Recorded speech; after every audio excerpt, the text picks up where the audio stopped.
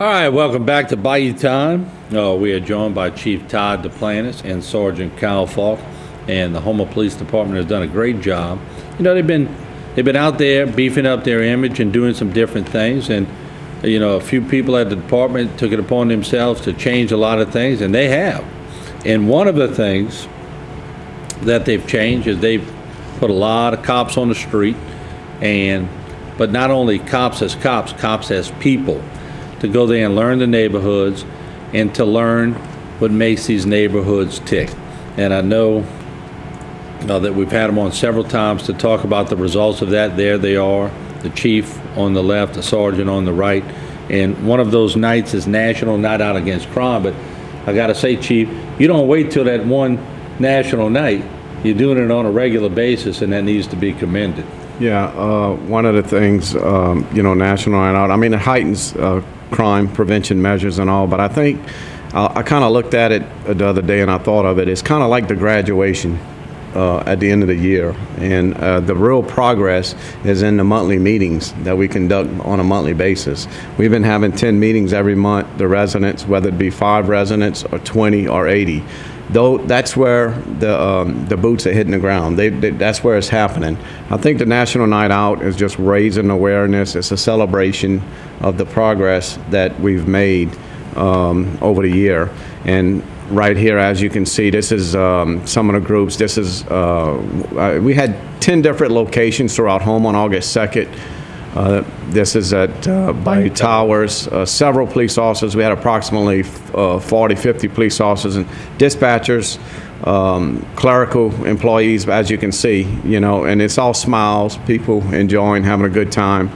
This is band. Hey, they play really good. They say they can play strong, but they can't play for long. But they got some of the video of us dancing here, and just having a good time with the residents, and I'm going to tell you, they really enjoy it.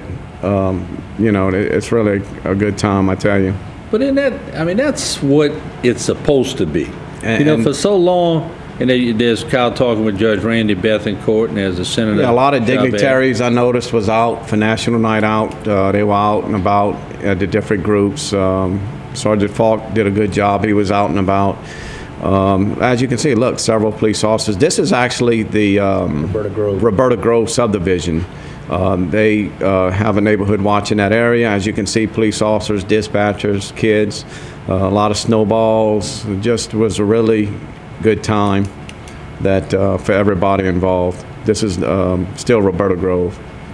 And as you can see, police officers talking, meeting residents, and it was just a really good time for everybody. What kind of heartfelt response are you getting from not only, I had a lady call me, she was just elated that the program has grown that much and wanted to know if our cameras would be there, and just ironically, cameras were riding around with y'all documenting it. So it is something that the residents also look forward to, don't they?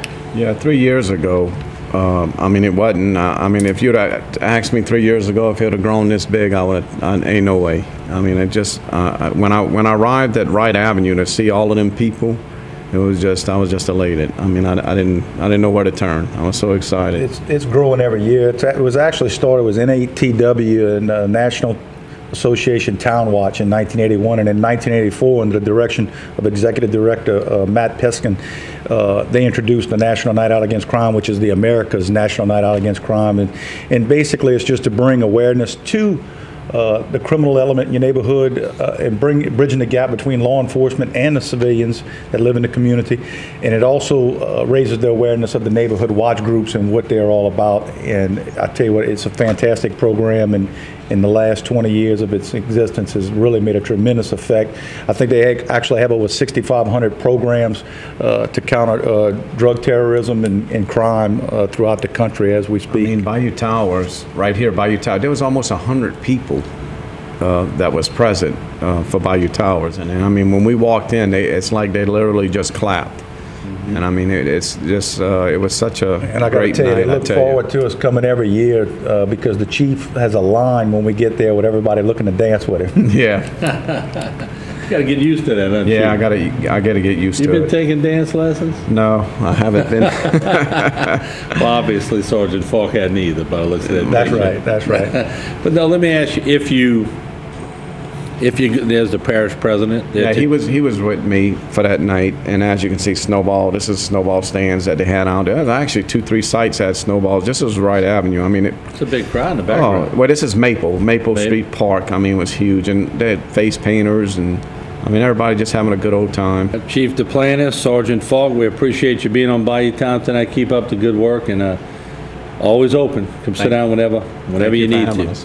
Thank you. All right, we're going to take a break. When we come back, we're going to switch gears to bath salts and synthetic marijuana. The district attorney of Lafourche Parish, who was very instrumental in getting the law changed to keep it off the shelves, will probably be busy again because some stores are putting it back on.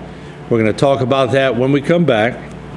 And later in the program, Dr. Rob Alexander and Blair Duthu from Terrebonne General Medical Center, Bladder Matters. So we'll take a break. When we come back, the DA from Thibodaux on the desk.